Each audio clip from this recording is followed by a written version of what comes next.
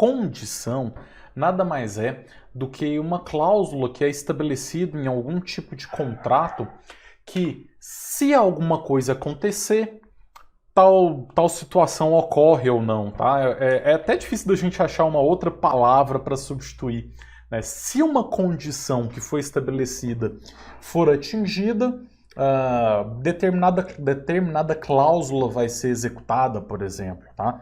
Então aqui, essa questão está querendo saber qual tipo de contrato em que você não pode estabelecer algum tipo de condição ali dentro daquele contrato, tá? Para que aquele contrato ocorra. Alternativa A, contrato de mútuo. O que é o contrato de mútuo? Nada mais é do que o contrato de empréstimo. Quando alguém empresta uma coisa para outra, isso é um contrato de mútuo. Você pode estabelecer algum tipo de condição ali dentro? Claro que pode. Você pode estabelecer uma penalidade, por exemplo, se não for cumprido, se não for cumprida. Você pode estabelecer que determinado empréstimo só vai ser realizado se alguns requisitos forem preenchidos, né? Por exemplo, você pode fazer um contrato de mútuo que, caso chegou no dia, num prazo determinado, num termo estabelecido, se aquela pessoa não tiver o nome negativado, o empréstimo vai ser concedido, por exemplo. Essa é uma condição em um contrato de mútuo. Pode ser pactuado?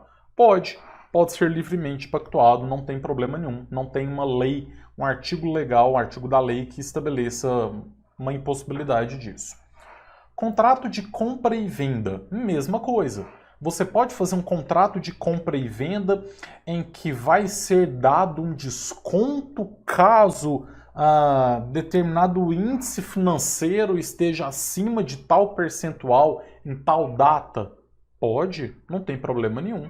É uma condição livremente pactuada num contrato de compra e venda, sem problema nenhum. Contrato de doação, mesma coisa. E isso aqui da doação é muito comum. Tá? Você estabelecer, por exemplo, olha só vou fazer uma doação, aliás, faz um contrato de doação de um pai para um filho, por exemplo. Né? Vou doar um veículo se você passar no vestibular.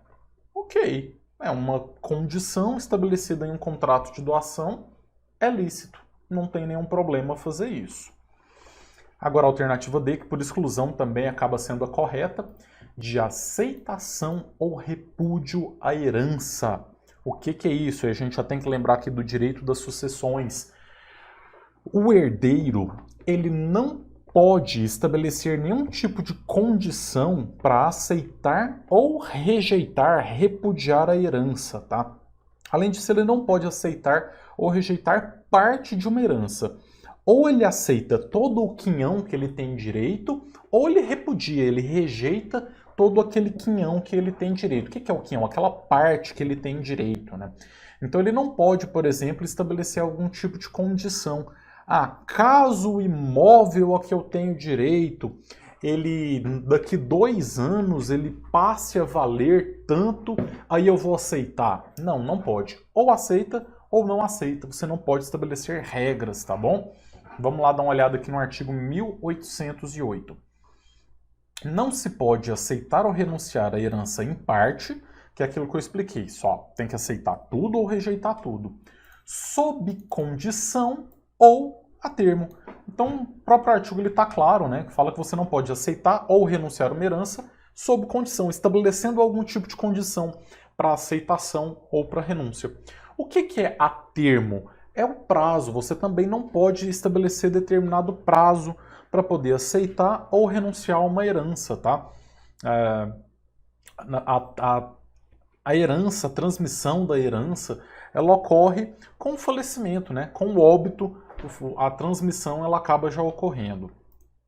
Parágrafo 1º. O herdeiro a quem se testarem legados podem aceitá-los, renunciando à herança, ou aceitando, repudiá-los. O que são os legados? Legado é um determinado bem específico que em um testamento foi determinado a algum herdeiro específico, tá? Então, legado, bem legado, ele só existe na sucessão testamentária, só quando ocorreu o testamento. Então, o testador, ele pode falar, eu quero que esse veículo fique para tal pessoa, fique para o meu sobrinho José, por exemplo. Esse é um bem legado. E aí, o herdeiro ele vai poder aceitar ou renunciar esse bem também.